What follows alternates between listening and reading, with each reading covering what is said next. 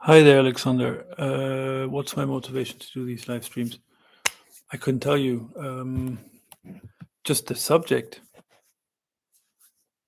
just the opportunity to talk about the subject.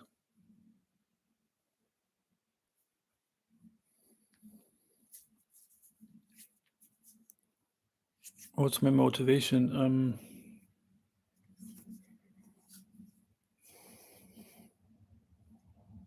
I don't know. I enjoyed talking about this subject when I was a kid, and I had one or two people, friends that I could talk about this with. Um, Throughout my sort of childhood and young adulthood. Um, and then I only found out about the actual, like this, uh, the topic of non-duality on YouTube, that people talk about it. I didn't know that until a few years ago.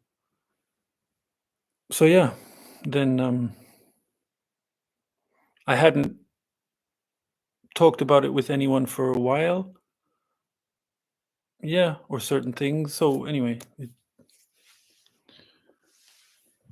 just comes from enjoying the subject. That's all.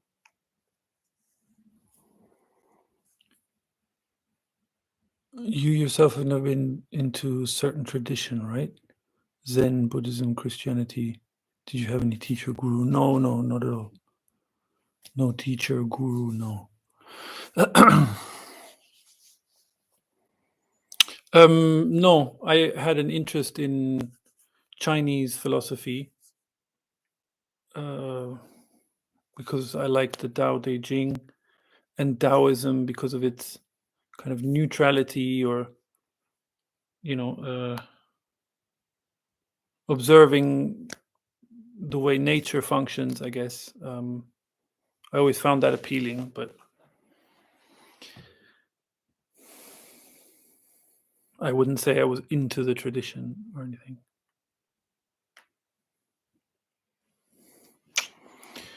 I heard you telling there is no state, there is no method, no way. All these struggles of seekers, quote unquote, is only sleepwalking. So, what do you advise? Just surrender?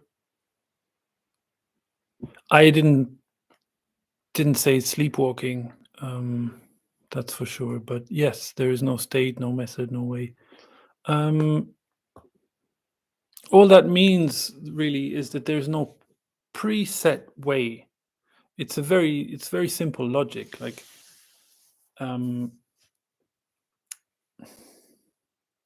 let's say a way is a flower, yeah, from seed to how do you call it when the flower isn't blooming anymore, after blooming, yeah. So from seed to that, you understand what I mean? If let's call that a way, okay, that flower has gone its way, just for argument's sake. So a human's way would be from birth to death, yeah. um that's never been done before, yeah, because every life form is completely unique, so that's never been done before. But if instead of living that way, we're going to follow another way, someone else's way, or a prescribed way, yeah, it's like there is a field, and instead of just walking unconcerned, we step in someone else, we see some footprints and we step in those, yeah, with all the concentration that requires and all the carefulness and not seeing around, and the having to just put each foot, go at that rhythm, and yeah, so it's logic that there is no way. It's just about fulfilling a life.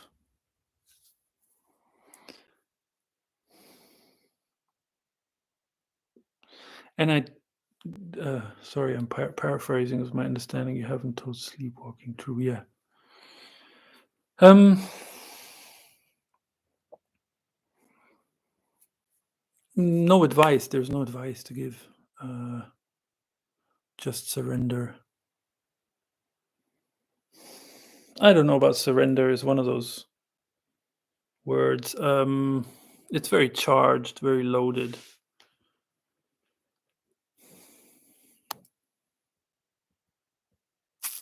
No, but let's say this: seeing the folly of seeking. Yeah, because seeking is seeking away.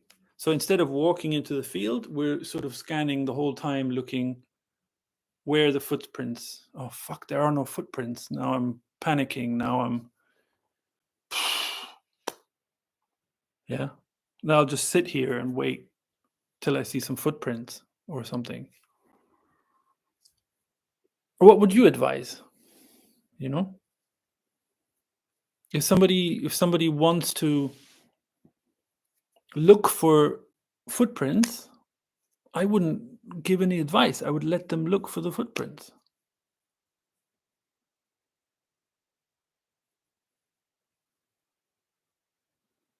If I think I need to help them, then I'm taking on a position of like, oh, I'm so noble, I'm so helpful.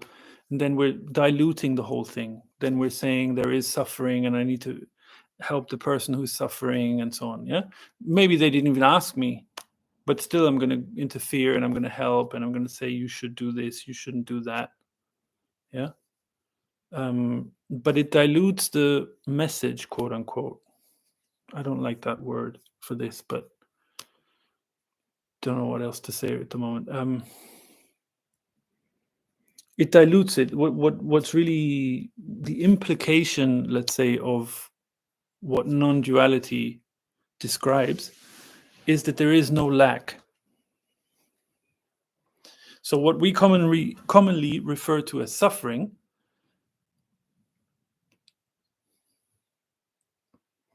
is to do with lack. So really, you might have heard it described as an end of seeking. Yeah. So how could you seek for an end of seeking?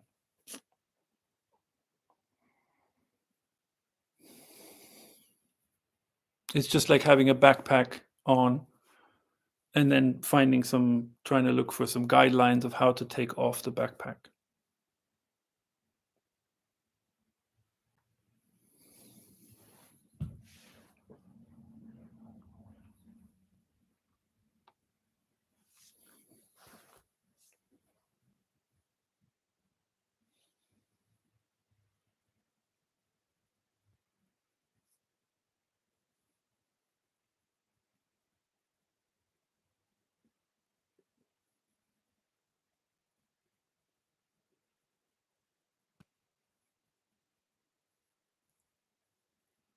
But I don't know. I don't know if there's like a blanket thing you can really, about seeking as well. It'll be in each individual case, it might be different. So it's just a case of, I guess, seeing it. What does it actually, what does it suggest? What does it imply that I am seeking for something? It means it's not already here. Yeah.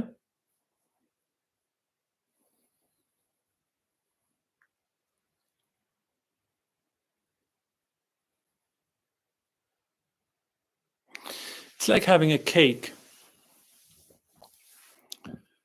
Yeah. So a person who is free, quote unquote, will have a cake and will eat it and enjoy it. It's nothing more noble than that. Okay. Someone who's seeking, let's say, has the cake but doesn't want to eat it because they feel guilty, they shouldn't eat sugar. Um, maybe even the saying like you can't have your cake and eat it too. I don't know if you've heard that. What kind of fucking stupidity is that? You can't have a cake and eat it too. So you can have a cake, but you can't eat it. You can put it like on a, maybe hang it on the wall for decoration or something. But if you're having it and eating it, wow, then you're really greedy. So what the hell are you supposed to do with the cake? Yeah. So the hang-ups about I'm gonna get fat if I eat cake. It's religions will say, Puritanism will say, which is such a big influence on the world actually, uh, would say that it's sinful to enjoy yourself, so then you shouldn't eat the cake because of that. So all these kind of hang-ups, yeah, that's the difference. So seeker would say, maybe once I've done something and been worthy of this cake, then I can eat it. Yeah. So it's basically a denial that I have it here to eat now.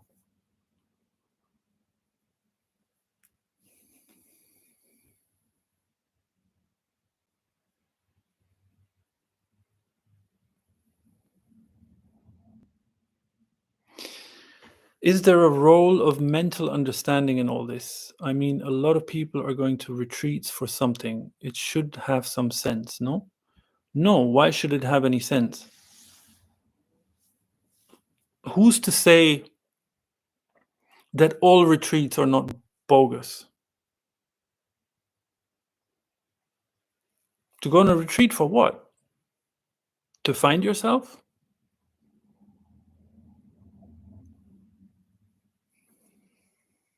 Is there a role of mental understanding in all this? No, there isn't. There isn't.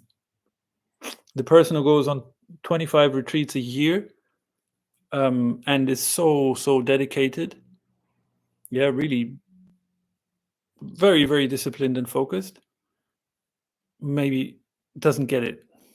The person who's runs the rundown corner shop and is just got their plate full of with family and getting orders in and can't afford to have someone work there, so they're just working, but there's some humility there, there's some sincerity in their heart, there's some simplicity, some love for what they're doing, for life. Yeah, that person is free. What the hell do they need to go on a retreat for? And how did they get there? They definitely didn't go to a retreat.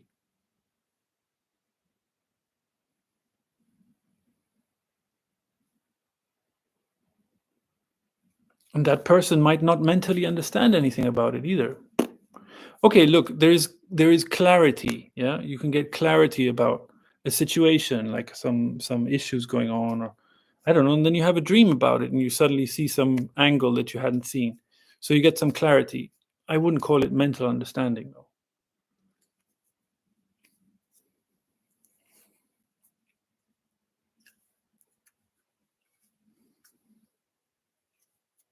And why would we argue for retreats? Like to save everybody who goes on retreats, to save them the embarrassment that it's empty. So I go on a retreat and then I come back and I've had all my vegan food and everything is like cruelty free and organic and everything, and there's this delicate balance that's been established. And then I come back home, I go back to my job, and after a week or 2-3 days, this whole delicate balance is upset by something. Yeah, some idiot walks in and punches me in the face and takes my wallet. Then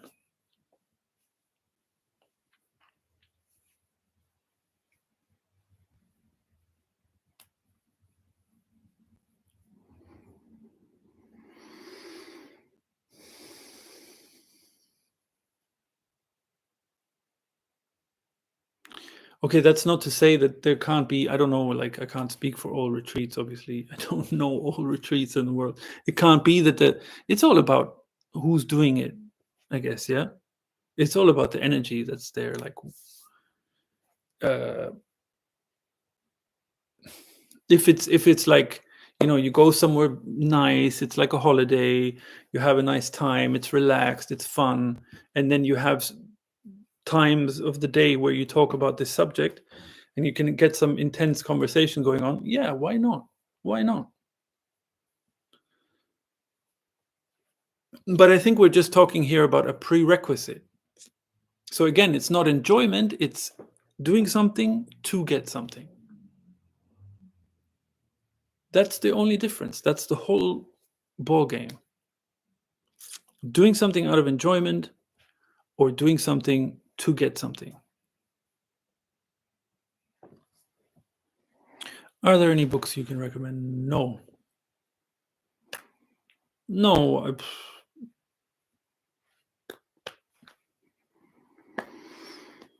No, I mentioned the Tao Te Ching before, it's it's kind of poetry basically. And I enjoyed reading it. That doesn't mean someone else will enjoy reading it. Um,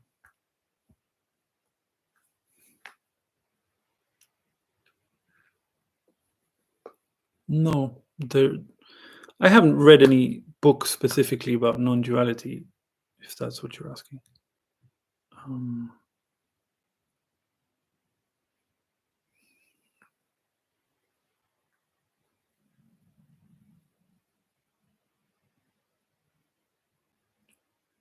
but I guess something written by someone who is free for sure, truly, can't go wrong reading that, if that's what you find interesting.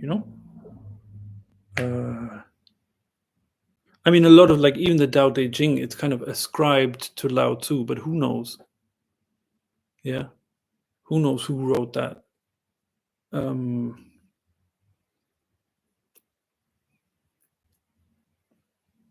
but someone, I don't know if Osho wrote anything himself, or Eckhart Tolle, or someone writes their own books, and then yeah, why not?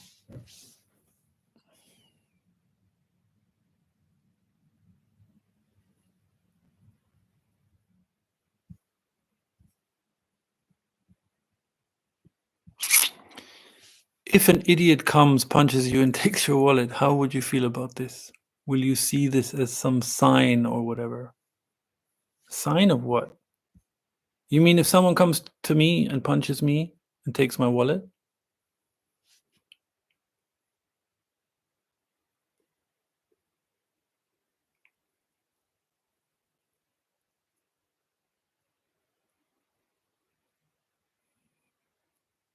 You're asking me about me, or in general, whether getting your wallet stolen is a sign?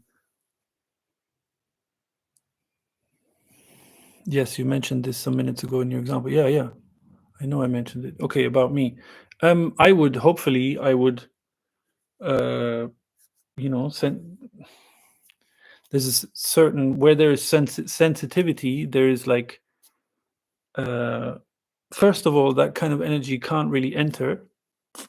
And if someone has some intentions like that, there's a it can it's there's a feeling of it coming. So if that energy comes kind of close, you kind of feel something off. Hopefully I'll punch them first. Um, okay, I don't know, like, if without punching, getting my wallet stolen on a busy bus or something, because I've decided to put it in my jacket pocket, which I've left open. Okay, that can happen. Maybe that person really, really needed it at that time. Or, but generally, like, whatever is really yours, no one can take it unless there's claiming of it. Yeah, claiming is what ego is. It's like, oh, this is mine, this is mine. Yeah, or I've got an amazing job which pays me so much money, and now I have such a big head about it. Like, look at the success I've done. So I'm kind of using it to decorate myself. Yeah.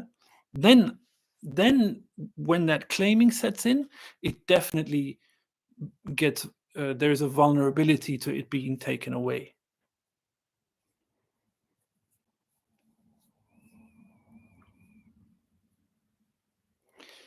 there's also like, uh, if there's some kind of trouble that would come my way, there's also I personally, I have a kind of I feel like I have a certain trust that if I needed to, I would react the appropriate way, you know?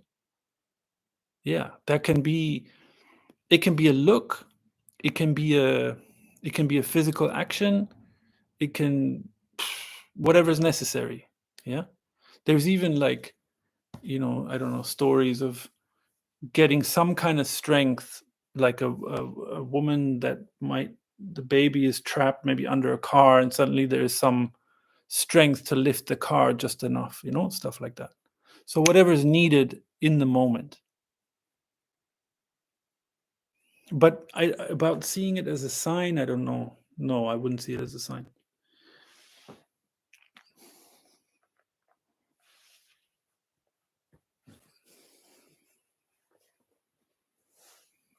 Or, as a sign to not keep my wallet where it's easily accessible. But I know what you mean. I mean, I think I know what you mean, as a sign for, like, if where there is claiming, paying attention to things like that. Yeah. Specifically to, oh, what was I just thinking in that moment before I tripped and fell on my face? You know? I'm not saying always, but often there will be some kind of like, wow, okay, some kind of insight there, some kind of, sure, because it's not just random in that way. So it can be a sign in certain circumstances. Yeah. It's like dreams. Yeah. Dreams can show us the solution to a problem. They can be telling us something, or not.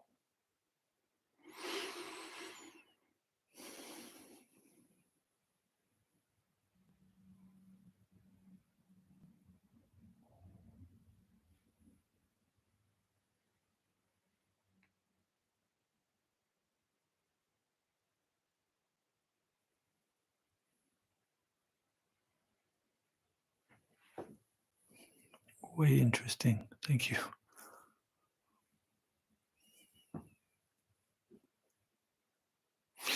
It's really, Alexander. It's really about, where does our protection come from? Where does our nourishment come from? Yeah, it all comes from one source, if you can call it that. Okay, life. The whole point of life is to express, right?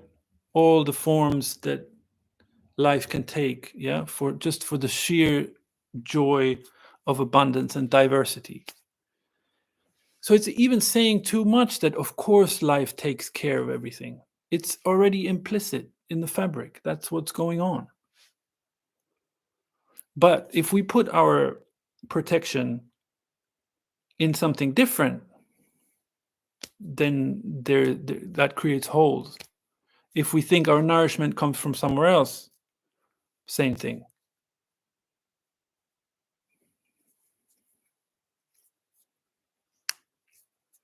If I'm worried, yeah, about being attacked, and I go to self-defense classes or I do some martial art or something to protect myself, then I'm looking for the protection from somewhere else, from my ability, from, let me get to a state where I can defend myself. Yeah. But if I go to a martial art class because I just love it, because it's like super fascinating, and I just really like it, just for its own sake, that's different.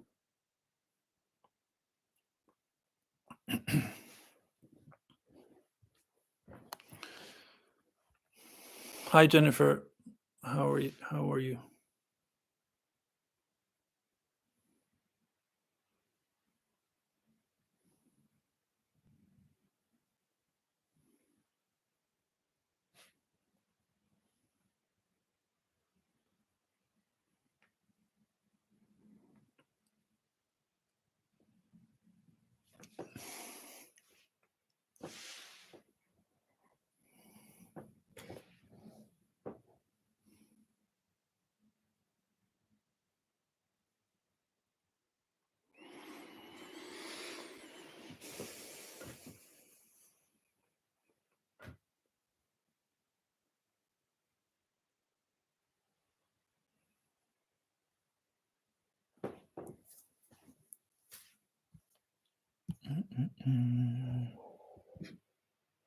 Are you concerned about something in the external world? If everything is peace and love, should we worry about climate change, for example?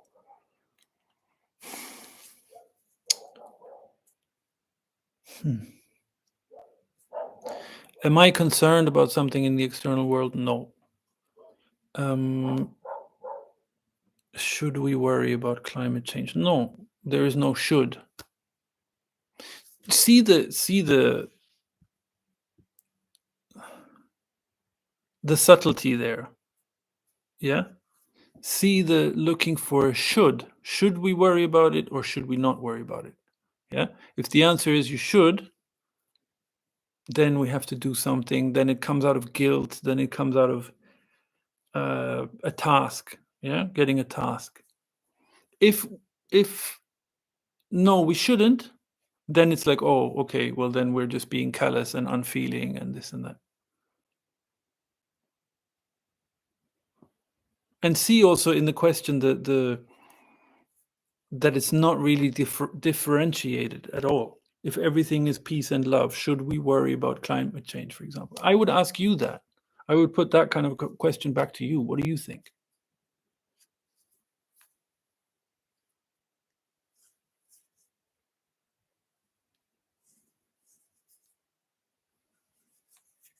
For me, the only thing that's worthwhile is to, if we're talking about climate change, is to look at the roots of climate change, really the roots, the deepest roots. Anything else, I don't find interesting. Should we worry about climate change? What would the worry help? It's not going to change climate change. Yeah. But see that that's really the solution adopted by most people. It's like, oh, let me be conscious of it. Let me worry about it. Let me, at least that distinguishes me as someone good.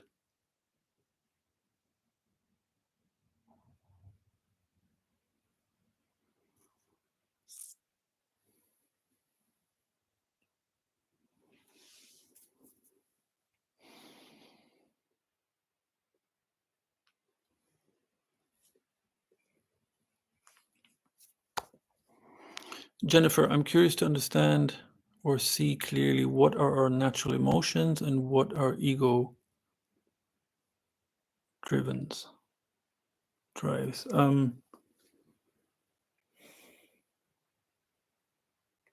Yeah, we talked about this last time, I'm pretty sure. So, a natural emotion, let's say anger, sadness, joy, yeah. Um, the ego would be taking the natural emotions and turning it somehow. So, from anger, holding on to the anger, which then breeds hate. Yeah. So, hate would be an ego emotion. Sadness is natural, right? If the ego holds on to it, if there's such an attachment to it, it becomes grief, which isn't really natural. Why is sadness not enough? Why is anger not enough? You know? Um, yeah. I don't know. An attachment to joy, what that would be, maybe overconfidence. That would be an ego emotion. Pride.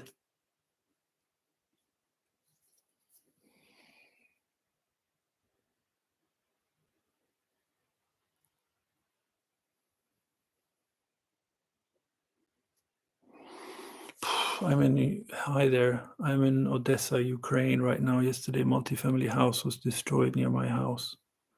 Many people died. Almost every night there is a danger here. How not to feel fear when alarm and rockets.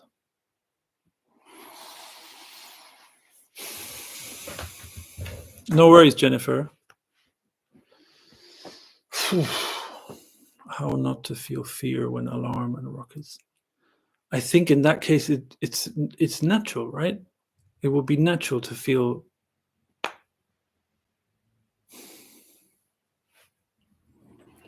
I don't know what to say about that. Um,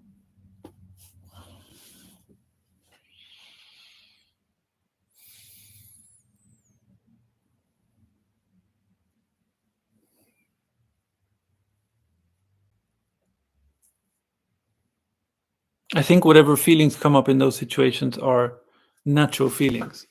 So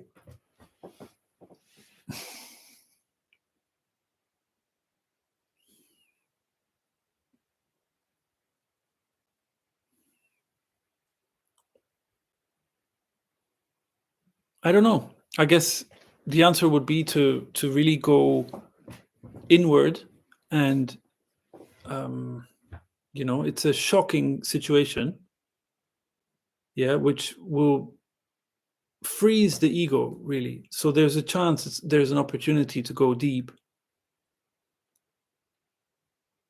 and really find a connection, I guess, inside, yeah, to what truly protects us, and then let that recalibrate.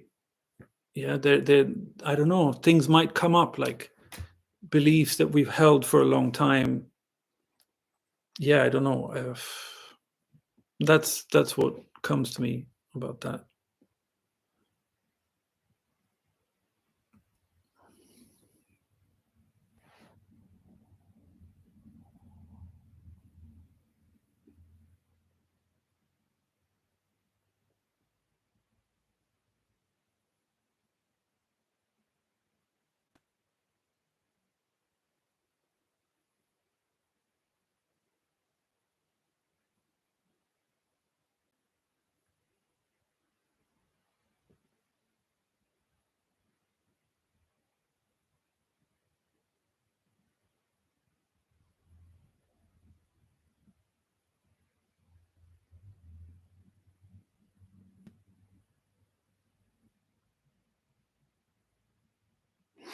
I would say, look, to this question, I would say it's not fear.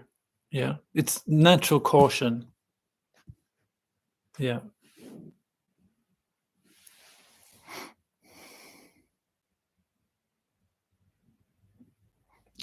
those things can be, the fear and the natural caution can be uh, confused or misidentified, misinterpreted.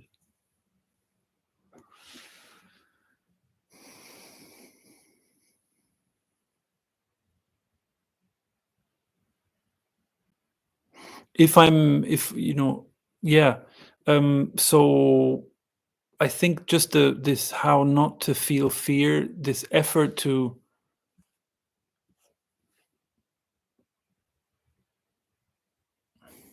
no, I'm not saying it's an anxiety, but I'm saying that it's a natural response. It's actually a caution.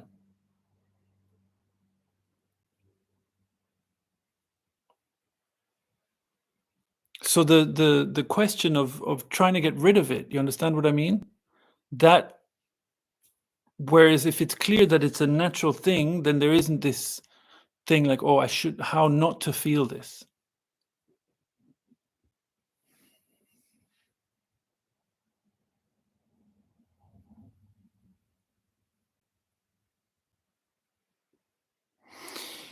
Anything in this kind of a situation, like I was saying, the ego is frozen, yeah.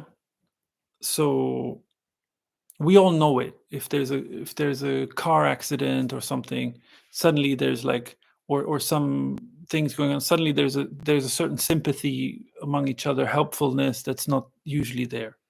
Yeah. So the ego is frozen. So any response you have is going to be a natural response. Yeah.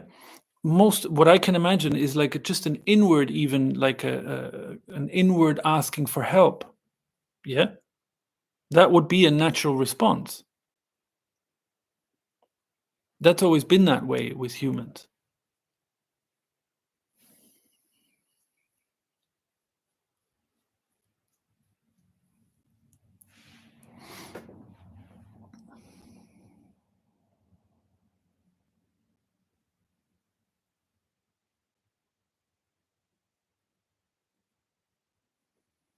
Also, the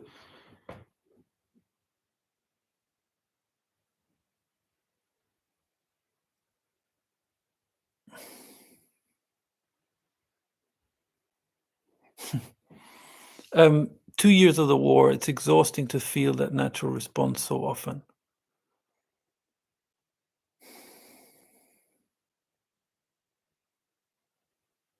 Vitali. Okay, that's your name, yeah? 2 years of the war, it's exhausting to feel that natural response so often. Okay, but if you're maybe it's because you haven't been thinking that it's a natural response. Yeah. There's also the intensity is also because these things have been these kind of natural emotions have been suppressed for a long time. You understand what I mean? That's also part of the strength of it.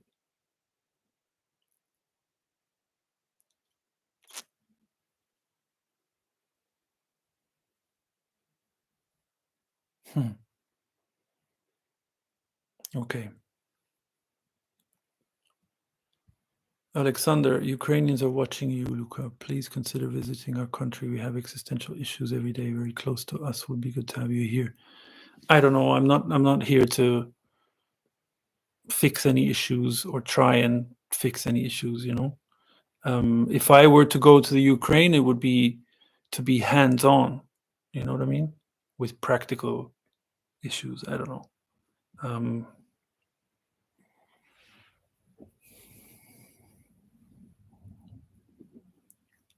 and it's really this kind of, especially this kind of subject. It's really whoever wants to talk about it. You know, really.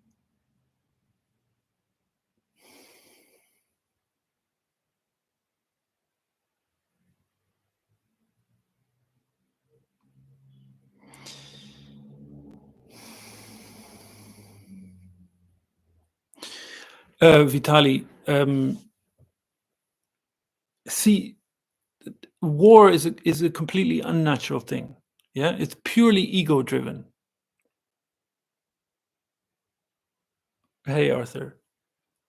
Yeah, it's purely ego-driven. So it's of course our natural sensitivity is going to have a certain response, right? Of course.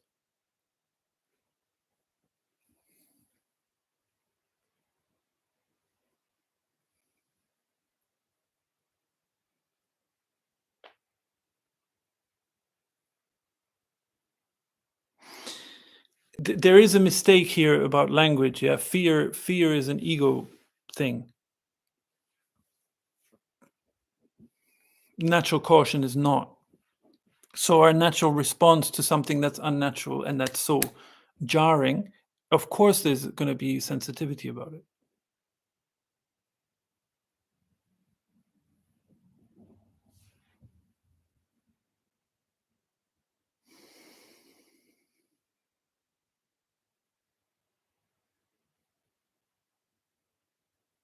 Yeah, Arthur, fear can arise.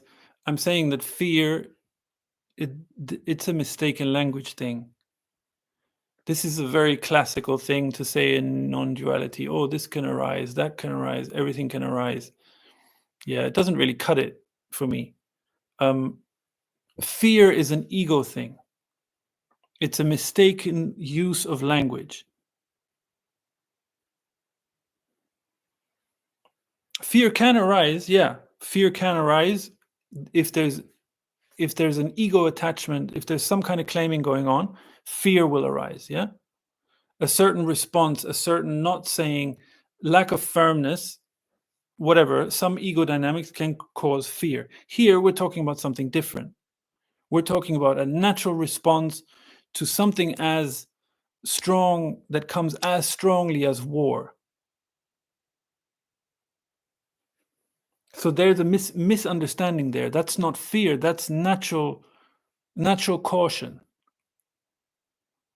For me, it does nothing to say, "Oh, this can arise, that can arise." Okay, then yeah. Then there's just an indifference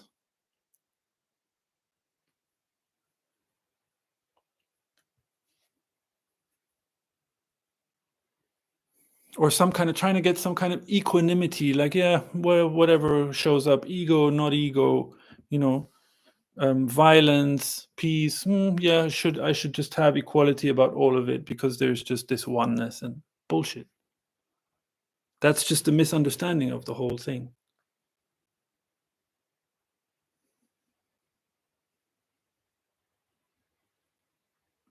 war is something human made, yeah, and ego driven.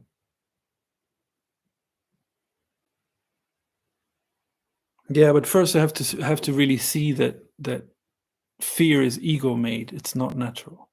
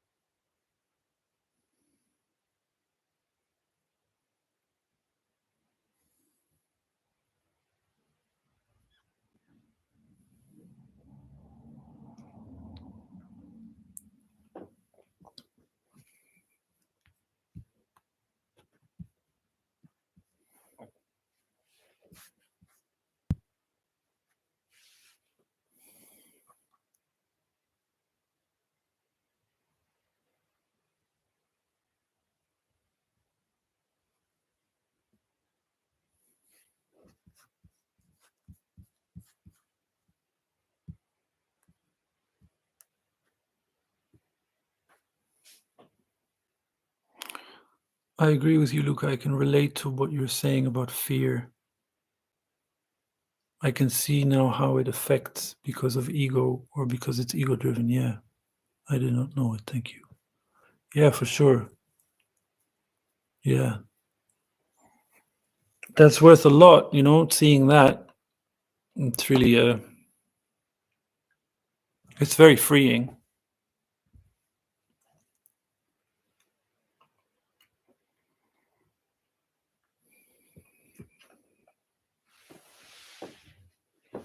Yeah, to me, the standard jargon of that everything can arise, and yeah, whatever arises, it's very, very misunderstood, and it's undifferentiated completely.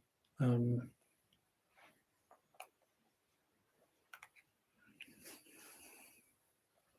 I think it must be because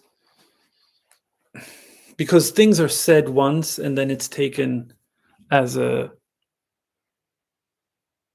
I don't know, as something to hold on to, as some truth. Yeah, it's said in some context, in response to some question, maybe, and then it's taken as like, oh, okay, because maybe it had some resonance with me. Now I'm going to adopt it as a slogan, or adopt it as some kind of a uh, set in stone thing. Yeah, there's a funny story about some soldiers guarding a park bench. Yeah, in some, or like just a bench on some military base. Okay, and so there's a new commander on the base, and he walks past this bench, and he sees these two guys standing there guarding the bench. And he goes, why are you guys guarding this empty bench? And they're like, we don't know. That's just what we were told to do. And he goes, So he goes, finds the previous commander and asks him, why I just saw two guys standing there beside this bench guarding it.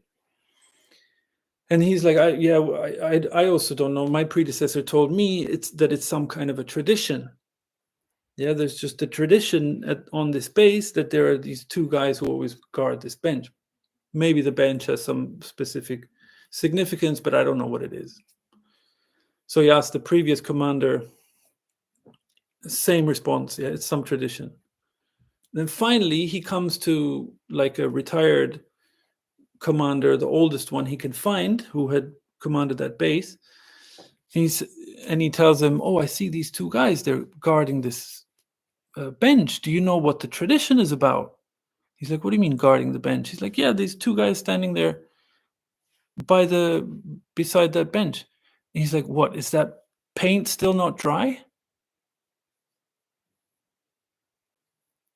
Yeah, that's what the ego does. It takes something and makes it into a thing. It makes it into a, oh, this is what we do, we humans, this is how we do things, this is the truth of this, always looking for something to fix in stone. Yeah. And actually there's like a very simple, that's what this whole thing, that could be like a analogy or metaphor, whatever it's called, for the whole thing, for this whole conversation about freedom, about non-duality. Yeah. The simplicity of freedom, true freedom, is as simple as that. It's nothing more glorious than a park bench. Yeah. That usually it doesn't get heard. It's this now. However, yeah, if you think that you're going to feel some other way in the future, okay, there might be more joy in your life. Yeah. If there's some kind of relaxation and the seeking stops or whatever, then there will be more joy, you know, like when things stabilize over time, then there's somehow things are a bit lighter. It's just more joyful. Yeah. But it's the same. Still go to